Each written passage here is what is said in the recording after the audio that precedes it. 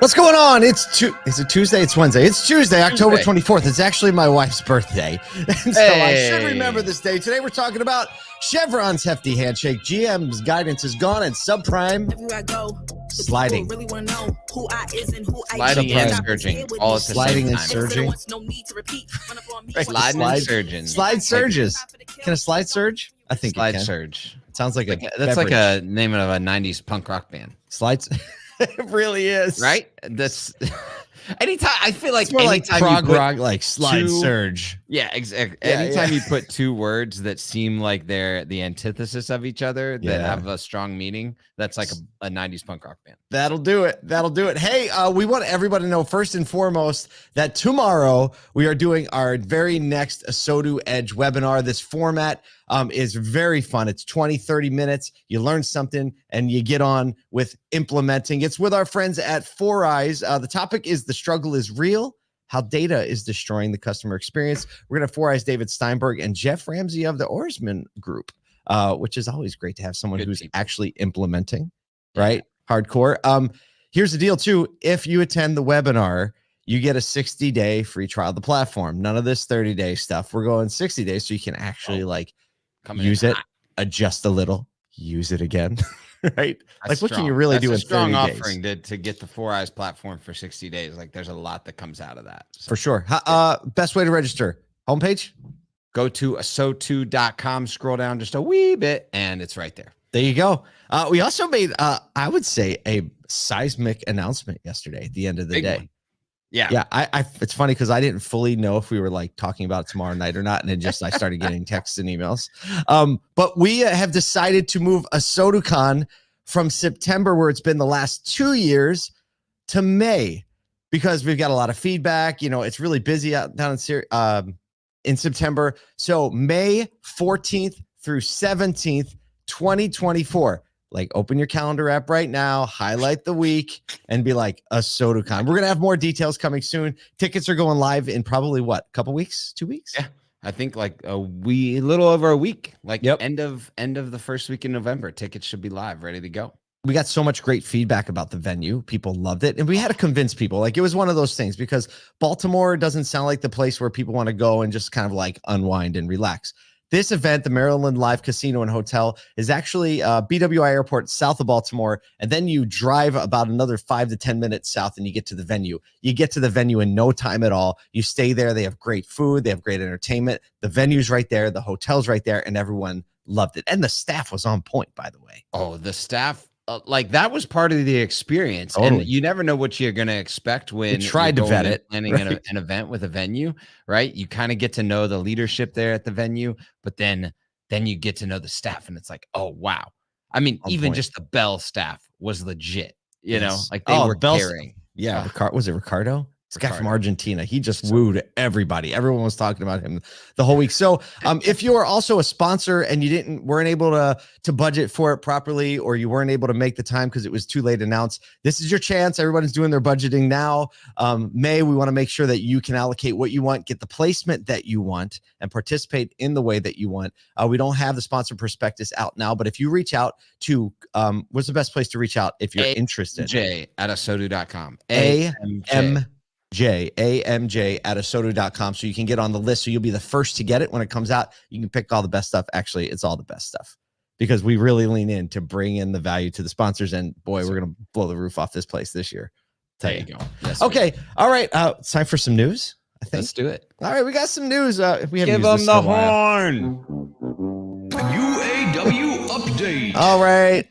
By the way, as we just had momentum there, I keep waiting for the morning when I like open the internet and I like go to like auto news in the morning, and it's going to be like the strike deal reached.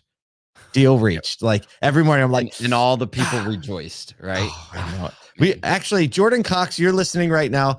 You need to come up with the trigger pad we're going to use, the celebration trigger pad that we're going to click the moment a deal is reached. Okay. And hopefully we'll get to press it 3 times, or maybe it'll just be once and they'll all reach at the same time. But for now, it's the UAW Update. That is Jordan Cox's voice, by the way. GM has pulled back its 2023 profit and EV production projections. The ongoing strikes are costing the automaker, get this, a hefty $200 million a week in October. That's so much money in 1 week. Unbelievable. I can't. That's just one of them.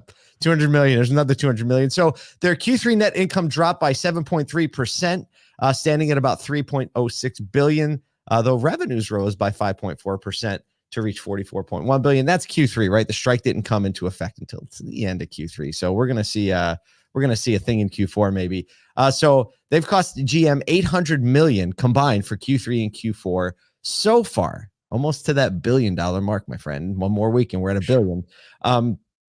So in this environment, GM's reevaluating its EV strategy. They're probably doing that anyway, prioritizing profit margin over sales volume targets. This actually is a great get out of jail free card for them. So they're stepping away from their aim to produce 400,000 EVs from 2022 to 2024, with the new primary focus to reach 1 million EVs by the end of 2025. So they actually made a plea to the Biden administration saying, reconsider your ambitious emissions and fuel economy standards. Fair enough. And then Paul Jacobson, the CFO, said, quote, we're just not going to be talking about the interim production goals. We want to make sure we're balancing that against what we see out there. The real focus is getting to 1 million EVs by the end of 2025, alongside hitting our margin targets. That's a well-spoken from the CFO. It's like, hey, we want to do this, but y'all, we still got to make some money up in here. There's this little thing I look at every day called a P&L. We got stockholders, the whole 9 yards. It's an interesting turn of tune, and just you start to see what I don't know. I think we're day 41 on this strike. How that impacts not just what current capacity is, but what future capacity, because there's a whole bunch of catch up that needs to happen. These suppliers have had to lay people off. We're talking about suppliers being bankrupt potentially. And so how do we recover from that and continue with some of the things like EV production that are kind of like sidelined at this point, or it's just kind of an aside that people aren't talking about. But this kind of points to the fact that, hey, there's a lot more impact longer term that we can't even see with just our limited view right now. And the last point of, hey, we still got to make money. I think that's the biggest question mark for a lot of these automakers. You know what they say, never waste a good crisis. And I really feel like if I'm putting my corporate strategy hat on, this is an amazing opportunity for them to do exactly what they're doing and saying like, you know what, we should really scale back this EV thing, because they really weren't allowed to say it before. Think about it. They weren't allowed to say that. That's absolutely the shareholders true. Wouldn't let them say it. The market wouldn't let them say it. Although I think they knew it, but now they're like, well, the strike. It's the new strike. COVID, right? It's the strike. It's the strike. Let's see what, I don't even know where to go from there. Speaking of a bit of a crisis, hit it. Stop. Segue. Time. There you go. It's a good one. Subprime borrowers are increasingly defaulting on their auto loans, marking the highest delinquency rate in 30 years. Man, economic challenges, interest rate hikes, uncertain job market, they've made newer loans more burdensome, signaling distress in consumer spending patterns. So basically, September's delinquency rate is hit over 6%, which is the highest since 1994. I remember 1994. As per Fitch ratings, factors, prices, borrowing costs, Federal Reserve stance on rates. The issue, repos are going up. Cox Automotive projecting 1.5 million vehicle seizures this year. That's a lot of cars coming back. But here's the deal. Some rates are reaching almost 22% now. For subprime borrowers. I mean, I don't even know how you borrow on that or keep that going. And when average price of used cars is like 24 grand. Man, it's just a compounding problem.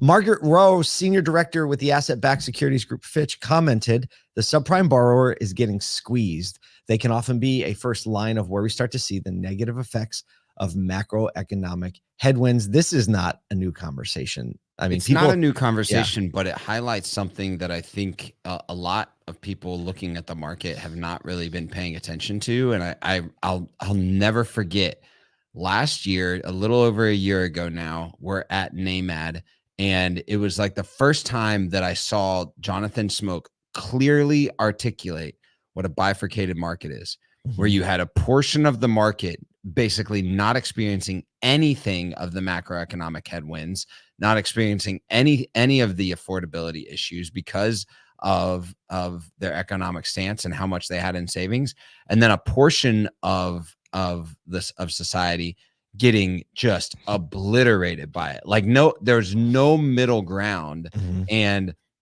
this is where, like, you think about the families and the people that are affected by potentially the inability to lend, to get lending, to the inability to get a car, which then changes their ability to get jobs and get to places. We are actually talking, this was again at NAMAD, we were talking to a young lady that that is really hoping to change the game through essentially collision repair. And I can't wait. If you haven't listened to, I think we're releasing her an In the Dirt episode with her, but she told us about this issue where she's running into so many people that are so reliant now on public transportation that have like public transportation transits of like 45 minutes to an hour, and it totally wrecks their livelihood, Yeah. wrecks their stress levels, wrecks their ability to care for their kids well, because this is how they have to get into a vehicle, because they or get transportation because they can't afford a vehicle. Like, that's the stories that a lot of times we don't hear, and that's what this is highlighting. 1.5 million vehicles seized, 6.1% auto loan delinquency rate. Those are big numbers for our market. I think you just brought up a major point when you talked about like what it does on the derivative effects of not being, like, having to take public transportation, having to change that lifestyle, especially if you are like accustomed to being able to drive. Like, it's hard to go back, right? Yep. And like, what does that do down market? There are people like Matt Lasher, the West Her Group, and his product Streamline, trying to fix or at least address these affordability issues. And he's been saying like this is coming for a long time, and that's why it's so important that we need to be better at helping. Obviously we can't change macroeconomic situations, but as an industry, we can be more attentive and leverage technology and leverage good sales process and practice to actually fix some of these problems. So, this one's kind of been teetering for a while, but the fact that it's gone over this way is a major issue. And I don't have the answer here. Like, I don't know, as an auto dealership, how you can find, the right banking relationships, the right price vehicles that aren't, total loss vehicles or something like that, that can get people in lending situations where they don't have issues down the road.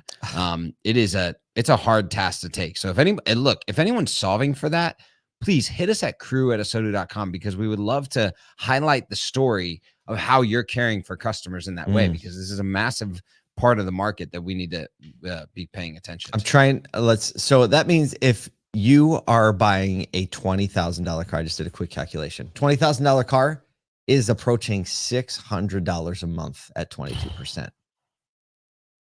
Yeah, that's a tough swing. And how many $600 a month car payments? Like, that's for a $20,000 car. You know what a $20,000 car gets you these days, right? Right. You're probably still going to have some repairs and all that other stuff. Absolutely, you are.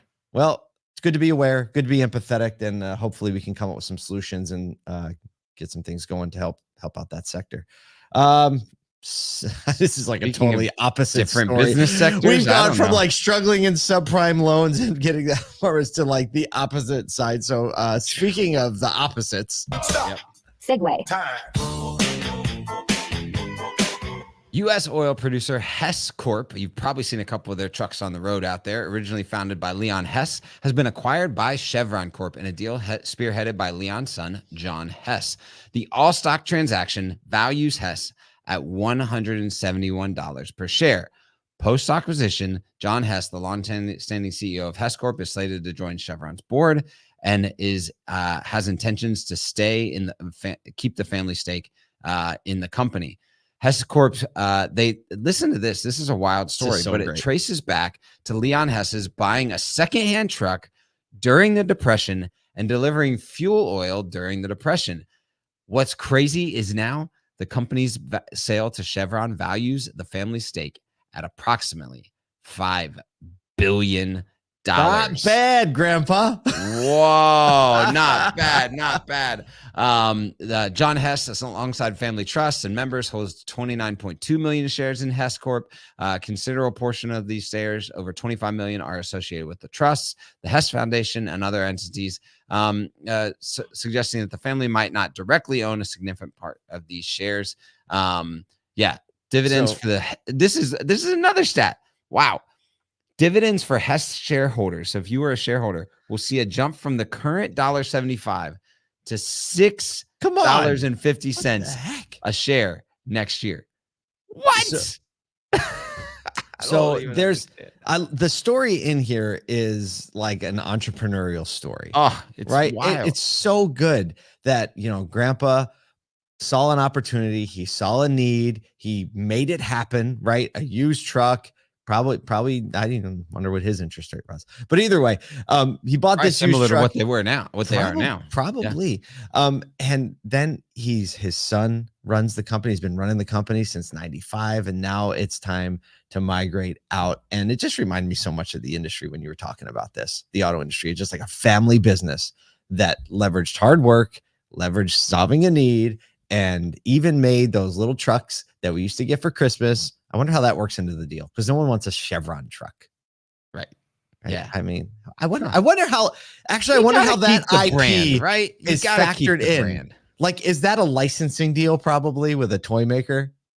Oh yeah, without a doubt. Gotta figure these are the questions we really need. These answers are the questions. We should have gotten you the answers. I know. We're sorry. We failed you this morning. Hey, just remember to sign up for that foureyes webinar so you can get free 60 days use of the platform. Kyle and I will be there tomorrow. Go to ASOTU.com, scroll down, register. We'll spend a few minutes together tomorrow. Until then, go have a Tuesday.